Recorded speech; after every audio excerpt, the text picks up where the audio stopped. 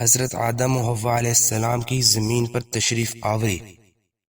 جب حضرت آدم و حوا علیہ السلام نے ابلیس کے بہکاوے میں آ کر ممنوعہ درخت کا پھل کھا لیا تو ان کے جنتی لباس اتر گئے اور اللہ عز و جل نے انہیں زمین پر اترنے کا حکم دے دیا اور ساتھ ہی ابلیس کو بھی زمین پر اتار دیا۔ حضرت آدم علیہ السلام کو اس بات سے آگاہ کر دیا کہ جس طرح شیطان نے تمہیں بہکا کر جنت سے نکلوایا ہے، اسی طرح یہ دنیا میں بھی تمہیں بہکانے کی بھرپور کوشش کرے گا تاکہ تم دوبارہ جنت میں داخل نہ ہو سکو، لہٰذا اپنے آپ کو اس کی چال سے بچانے کے لیے بھرپور کوشش کرو۔ اس سلسلے میں سورہ الاعراف کی آیت 24 میں ارشاد ہے، تم سب اسی حالت میں زمین پر اتر جاؤ، تم ایک دوسرے کے دشمن ہو گئے اور تمہارے لیے زمین میں رہنے کی جگہ اور ایک مقررہ وقت تک فائدہ اٹھانے کا موقع ہے۔ حضرت آدم علیہ السلام کا اعتراف اور توبہ۔ حضرت آدم و حوا علیہ السلام کو اللہ تعالی نے جنت سے نکال کر زمین پر اتارا۔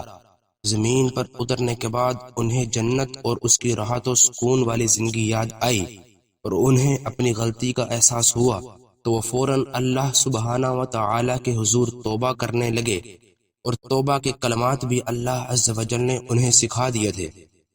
سورہ البقرہ کی آیت 37 میں ارشاد ہے، پھر آدم علیہ السلام نے اپنے رب سے چند کلمات سیکھ لیے تو اس اللہ نے ان کی توبہ قبول کر لی، بے شک وہی توبہ قبول کرنے والا بے حد رحم کرنے والا ہے۔ حضرت عمر بن خطاب رضی اللہ تعالی عنہ سے مروی ہے کہ رسول اللہ صلی اللہ علیہ وسلم نے فرمایا، جب حضرت آدم علیہ السلام سے اجتہادی خطا ہوئی تو انہوں نے عرش کی طرف اپنا سر اٹھایا اور عرض کی، اے اللہ، میں محمد کے وسیلے سے سوال کرتا ہوں کہ تو میری مغفرت فرما دے۔ اللہ تعالی نے حضرت آدم علیہ السلام کی طرف وحی فرمائی کہ محمد کون ہے؟ حضرت آدم علیہ السلام نے عرض کی، اے اللہ عز و جل، تیرا نام برکت والا ہے، جب تو نے مجھے پیدا کیا تو میں نے اپنا سر اٹھا کر تیرے عرش کی طرف دیکھا تو اس میں لکھا ہوا تھا، لا الہ الا اللہ محمد الرسول اللہ، تو میں نے جان لیا کہ تیری بارگاہ میں اس شخص سے زیادہ کسی کا بھی مرتبہ اور مقام نہ ہوگا جس کا نام تو نے اپنے نام کے ساتھ لکھا ہے۔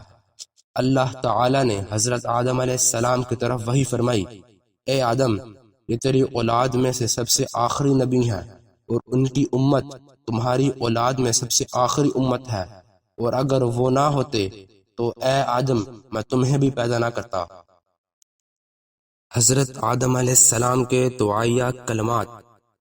سورہ الاعراف آیت 23 میں ارشاد ہے، ربنا ظلمنا انفسنا وان لم تغفر لنا وترحمنا لنکونن من الخاسرین۔ ترجمہ، اے ہمارے رب، ہم اپنے آپ پر ظلم کر بیٹھے ہیں، اب اگر آپ نے ہمیں معاف نہ کیا اور ہم پر رحم نہ فرمایا تو یقیناً ہم نقصان پانے والوں میں سے ہو جائیں گے۔ یہ دعا پڑھنے پر اللہ تعالی نے آپ علیہ السلام کو معاف فرما دیا۔ اس دعا میں حضرت آدم علیہ السلام کی 5 خوبیاں ذکر ہوئی ہیں۔ اپنی غلطی کا اعتراف کیا، غلطی پر شرمندہ ہوئے، اپنے نفس کو ملامت کی، فوراً توبہ کی، اللہ کی رحمت سے نا امید نہ ہوئے۔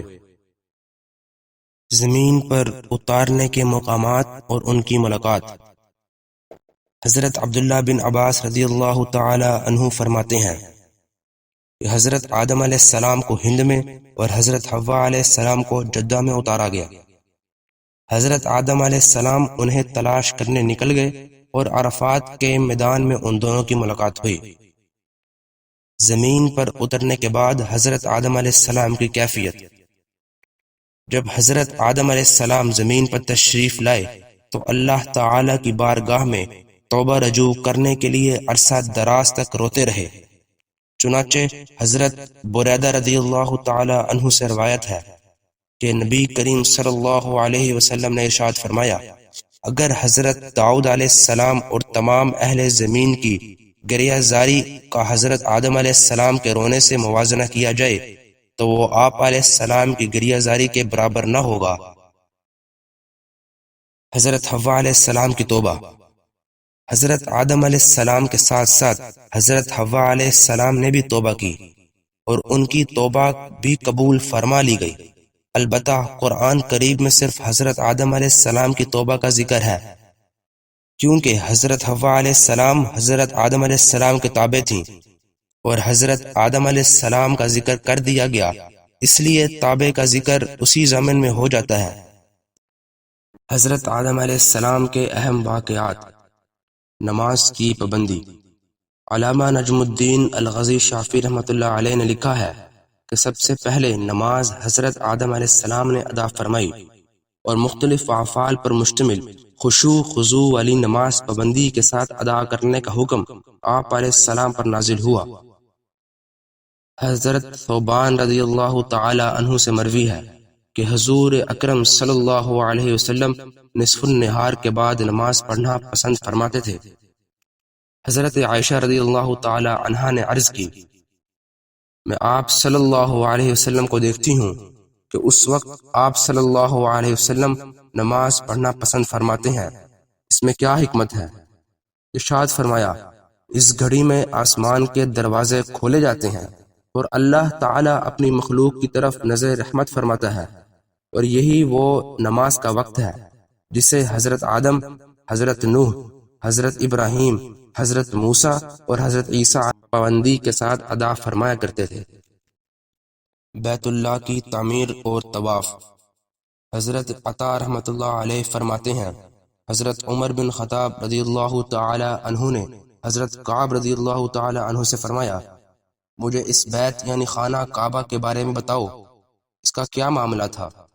حضرت کعب رضی اللہ تعالی عنہ نے عرض کی، اللہ تعالی نے حضرت آدم علیہ السلام کے ساتھ اس بیت کو بھی آسمان سے نازل فرمایا، یہ کھوکھلے یاقوت سے بنا ہوا تھا، اور حضرت آدم علیہ السلام سے فرمایا، بے شک یہ میرا بیت ہے، تو تم اس کے گرد اسی طرح طواف کرنا اور اس کے پاس اسی طرح نماز پڑھنا جس طرح تم نے فرشتوں کو عرش کے گرد طواف کرتے اور نماز پڑھتے دیکھا ہے۔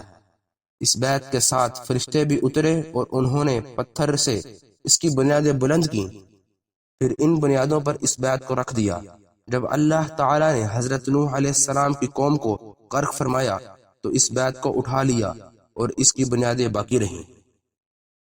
حج کی ادائیگی۔ حضرت انس بن مالک رضی اللہ تعالی عنہ سے روایت ہے کہ حضور اکرم صلی اللہ علیہ وسلم نے ارشاد فرمایا، حضرت آدم علیہ السلام کے زمانے میں بیت اللہ کی جگہ ایک بالشت یا اس سے زیادہ تھی۔ فرشتے حضرت آدم علیہ السلام سے پہلے اس کا حج کیا کرتے تھے، پھر حضرت آدم علیہ السلام نے حج کیا۔ ایک مقام پر فرشتوں نے ان کا استقبال کیا اور عرض کی، اے آدم علیہ السلام، آپ کہاں سے تشریف لا رہے ہیں؟ انہوں نے فرمایا، میں نے بیت اللہ کا حج کیا ہے۔ فرشتوں نے عرض کی، بے شک اس سے پہلے صرف فرشتے اس کا حج کیا کرتے تھے۔ حضرت آدم و حوا علیہ السلام کی اولاد۔ اللہ تعالیٰ نے آدم و حوا علیہ السلام کو بہت ساری اولاد عطا فرمائی۔ سورہ نساء کی پہلی آیت میں ارشاد ہے، اے لوگو، اپنے رب کے عذاب سے ڈرو جس نے تمہیں ایک جان آدم علیہ السلام سے پیدا کیا اور اسی سے اس کی بیوی حوا علیہ السلام کو پیدا کر کے ان دونوں سے دنیا میں بہت سارے مرد اور عورت پھیلا دیے۔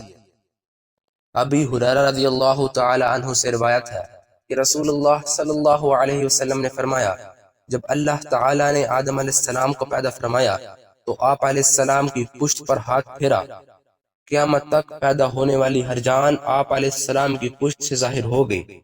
اللہ تعالی نے ہر ایک کی آنکھوں کے درمیان نور کی چمک رکھ دی، پھر انہیں آپ علیہ السلام کو دکھایا۔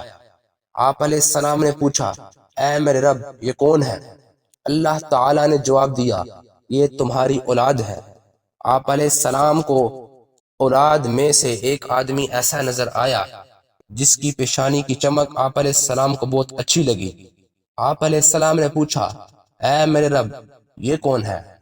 اللہ تعالی نے جواب دیا، یہ آپ کی اولاد میں سے آخری زمانہ کی قوموں میں سے ایک نبی ہیں جن کا نام داؤد ہوگا۔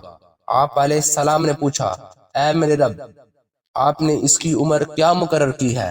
اللہ تعالی نے جواب دیا، 60 سال۔